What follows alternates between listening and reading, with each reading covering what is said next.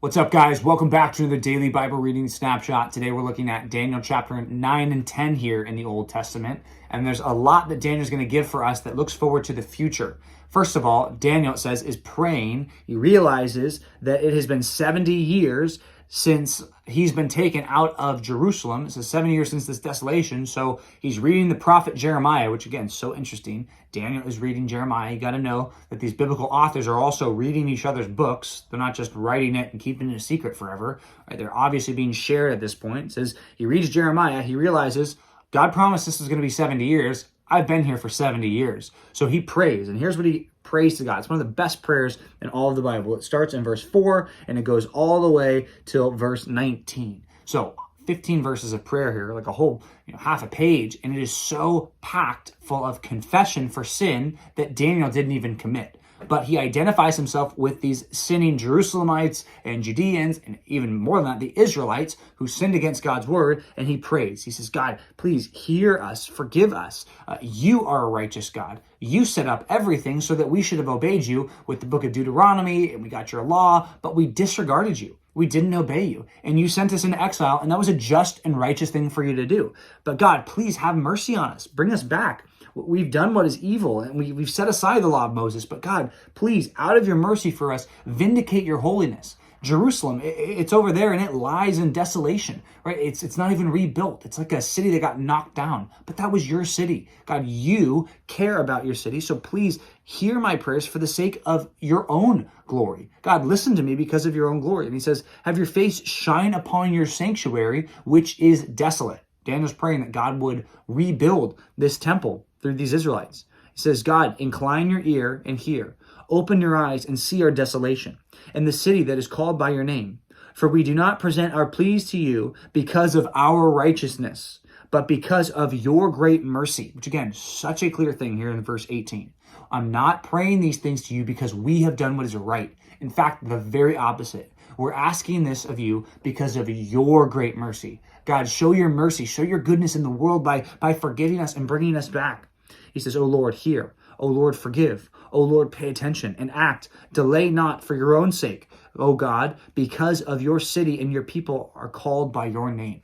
So impactful here. You can read the whole thing. Hopefully you read it today. But he says, as he was still praying, Gabriel, the angel, comes and says, God has answered your prayers. He will bring you back. And then he gives a prophecy. He says, 70 weeks are decreed about your people and your holy city to finish the transgression and to put an end to sin and to atone for iniquity and to bring in everlasting righteousness, to seal both vision and prophet and to anoint a most holy place. That sounds like the new covenant, right? That sounds like, okay, whatever is going to take place here, God's going to do something big, just like we promised here in Jeremiah 31, just like we saw in Ezekiel 36. Okay, God's going to do something. He's going to get rid of sin. He's going to start this everlasting covenant. When is he going to do that? 70 weeks. Well, that's not very long. 70 weeks. That's like just over a year. Well, these weeks are not actually weeks. These weeks, in fact, are 7 periods, which again, every time you see week, think it's a period of 7 things. Sometimes it's 7 days. Sometimes it's 7 years. Here, I think we're talking about 7 years. So we see that there's going to be this desolation that's going to take place. It says, first of all, there's going to be 7 weeks, then 62 weeks, and then 1 week. So he kind of splits them up. I think what we're talking about here, the first 7 weeks are where the temple's getting rebuilt, which took a long time. So about 49 years for the temple to be rebuilt. Then we got 62 weeks, which leads you all the way, if you're keeping track, it leads you all the way to the time of Jesus. And it says at that point, the Messiah, the anointed one, will be cut off. It says, verse 26. And after 62 weeks, this other set of 62 sets of 7, which I think we're talking about years there. I'm talking about a lot of years. 62 times 7 years. He says, after that period, the anointed one shall be cut off and shall have nothing. And the people of the prince who is to come shall destroy the city and the sanctuary. And its end shall come with a flood. And there will be a war and desolations are decreed.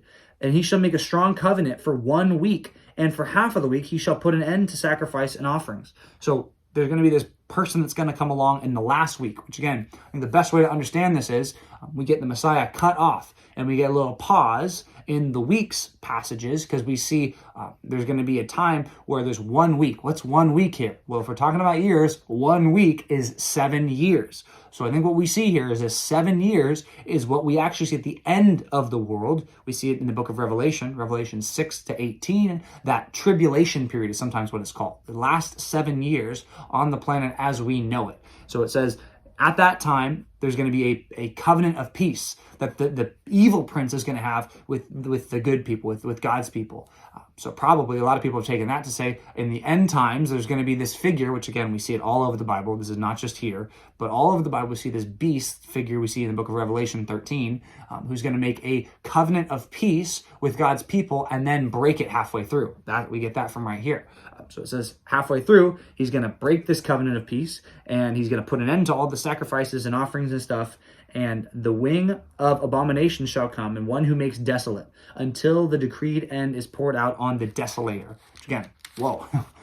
Okay, well, what are we talking about here? It's what it feels like to read the book of Daniel sometimes. A lot of code language. It feels like, who are we talking about here? It's going to happen even more in chapter 10, and tomorrow, I'm not even talking about tomorrow, but 11 and 12. It's crazy, all over the place. Point is, God's doing something, and I think what we're talking about here is the Messiah is cut off after 62 weeks plus 7, so that's 483 years after the start of this prophecy. Jesus is cut off. We see that in the year 30, 33 AD, right around there. Then it says that the last week is going to take place probably in the future. So I think that's what the 70-week prophecy is about. There's a lot of writing about this. You can check out a good study Bible to see that. But anyway, a lot of good writing about that. And I think we're looking forward to the future. Now, down chapter 10. Different vision Daniel gets. This time it's of a man and he's terrified. So not much detail is given about why he's so terrified other than that it's a freaky vision that he sees of this person. But then someone comes along, someone's hand touches Daniel and says, "Oh Daniel, man greatly loved, understand the words that I speak to you and stand upright, for now you've been sent." And it says Daniel's trembling and shaking. And then he said to me, "Fear not, Daniel. For from the first day you set your heart to understand and humble yourself before your God, your words have been heard, and I have come because of your words." I don't think we're talking about God here. We're talking about an angel here.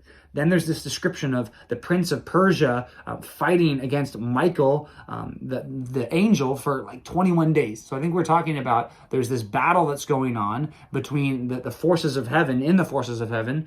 Probably some people take the prince of Persia to be a demonic figure. That makes sense because he's fighting against Michael, this angel. It says all this is going to take place, but don't be afraid. God's going to strengthen you. Again, what is this talking about? We're not 100% sure, but I think this is talking about some type of problem that's going to happen between Persia and Greece, and even the angelic realm is involved, which again, helpful for us to see. Sometimes we just think world powers, it's just, this versus that. It's just that country versus that country. Well, sometimes demonic forces and angelic forces are involved. That does take place sometimes. So Daniel 9 and 10, looking forward to the future. That's the bottom line. If you want to know what Daniel 9 and 10 is about, it's about the future. Great. Okay. Lots of information about the future, but that's the main gist of it. Now, we're going to look at the short little book of 2 John. So the shortest book, actually, that we're dealing with here in the New Testament. It's John who writes to an elect lady and her children. Some people say, is this a woman in the church and her actual biological children, or are we talking about a church itself and her children, the children of the church, as in the people at the church? Could be either one. Not 100% sure. But what John says is, I rejoiced when I saw you guys walking in the truth. He says, in fact, there's nothing that's more exciting than seeing people who I loved and discipled and served, to see them walking in the truth and living for God.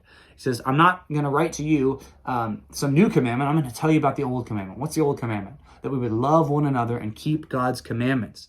He says, I want to warn you, though. There's a lot of deceivers, a lot of false teachers that have gone out. Those who confess that Jesus did not come in the flesh. People who said, no, Jesus didn't really live a human life. He was just some weird spiritual godlike figure, but he didn't really live as a real human being. Well, what's the problem with that? Jesus didn't live as a human being. First of all, the Jesus we have in the Bible is not described correctly. And second of all, if he didn't really live as a human being, he can't really represent human beings. He can't die on the cross. He can't save us. So John says, that's false. That's heresy. Don't believe them.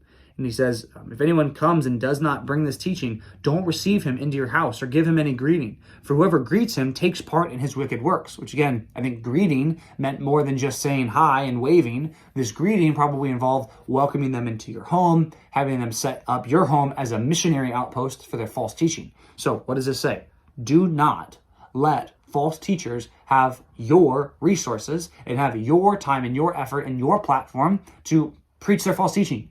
Don't let them do that. Please don't let them do that. That's what the book of 2 John was really all about. Then he says, look, there's a lot I have to write to you about, but I don't want to write with pen and ink. I want to see you face to face. So he says, the children of your elect sister greet you. Probably elect sister, I think if we're talking about churches here, he says the church that I'm at, the children, the people in that church greet you guys. So that might all be code language for just talking about different churches here. But what's the point? Well, false teaching is really bad. God cares about it. We should care about it too. We should care about false teaching and how it affects people. And also, furthermore, we shouldn't do anything that advances false teaching.